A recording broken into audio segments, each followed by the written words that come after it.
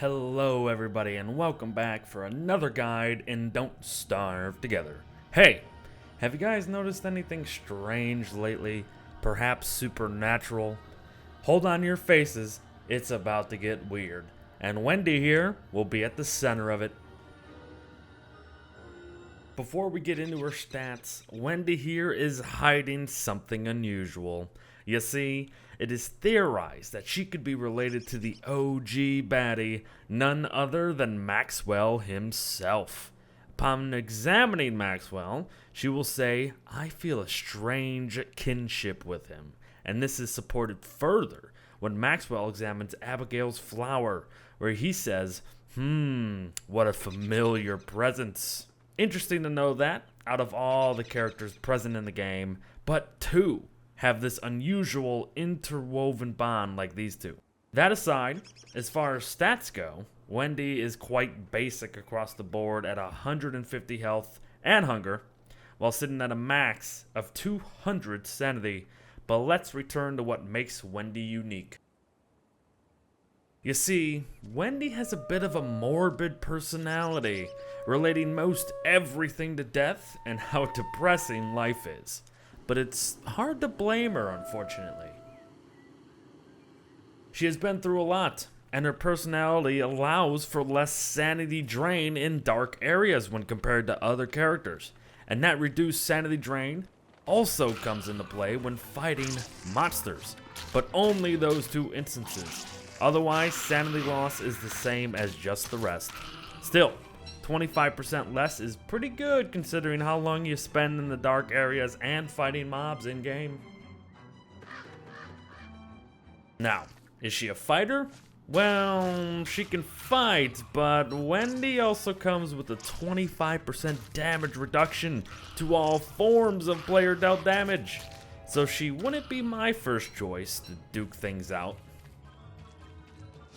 You do a lot of fighting in-game, so what's the point? Well, this is where the fun begins. You might have noticed you spawn with an item called Abigail's flower in your inventory, and saw that it had a countdown. When it's finished, what do you do with it? Well, you'll want to place it on the ground near you and a mob, any mob in the game, and then kill said mob. Say hello to Abigail, your dead twin sister. Make note, the player doesn't need to be the one to kill the mob to get Abby to play, but the summoning will still cost 50 sanity every time. Abby will also target any mob that the player does, making her great at tracking down much faster munchies for you, but sometimes you'll need to re-target her. Where Abby shines is group mobs, like hounds here. Notice how she is hitting all four at once. And of course, feel free to help your sister out.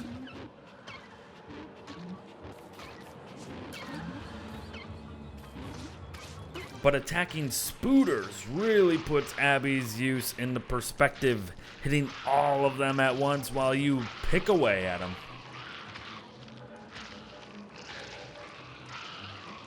Now Abigail will heal over time, but you can heal her up quicker with spider glands.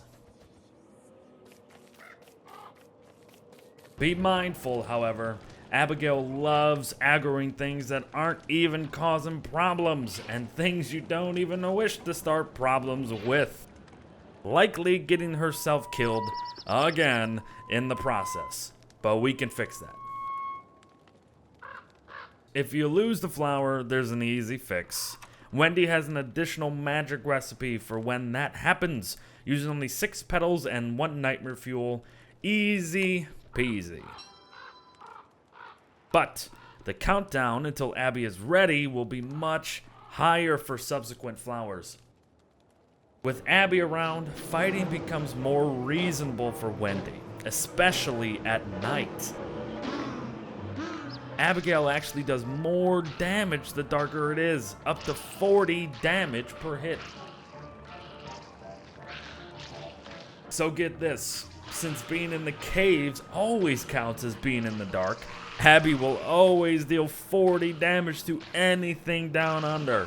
Insanely helpful sister. While Abby may be good against some low-tier mobs, she is the exact opposite when it comes to bigger and badder ones, especially bosses. She will be utterly useless, really. Well, could you make up for that by having more than one Abby? Sure, if you could. Sorry, but only one dead sister allowed here.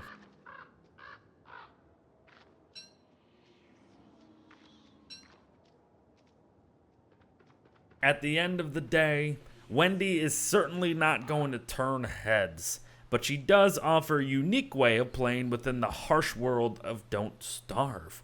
If you're looking for a more passive playstyle with a character with their own personality, plus a bloody dead sister ghost thing, Wendy is your juice of choice. Thanks for watching, folks, and I'll see you in the next one. Bye-bye.